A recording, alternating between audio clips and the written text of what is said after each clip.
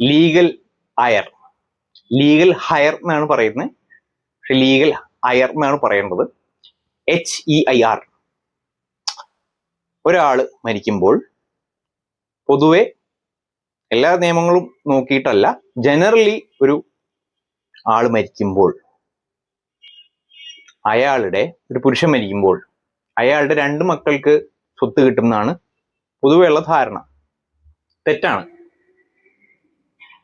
ഏത് റിലീജിയന്റെ, ഇപ്പൊ ഹിന്ദു ആക്ട് ആയാലും ക്രിസ്ത്യൻസിന്റെ ആയാലും ഏത് ആക്ട് ആയാലും ജനറൽ ആയിട്ട് ഒരു പുരുഷൻ മരിക്കുമ്പോൾ അയാൾക്ക് 2 മക്കളുണ്ടെന്ന് ഇരിക്കട്ടെ, ആണായാലും പെണ്ണായാലും. 2 ആൺമക്കൾക്ക്, അല്ല 2 ആൺമക്കളായാലും 2 പെൺമക്കളായാലും പിന്നെ ഒരു അമ്മയുണ്ട്. അപ്പോ 3 പേരാണ് ടോട്ടലി ഉള്ളത്. ഈ 3 പേർക്കും ഈ മരിച്ച പുരുഷന്റെ 3/1 വീതം പോകും.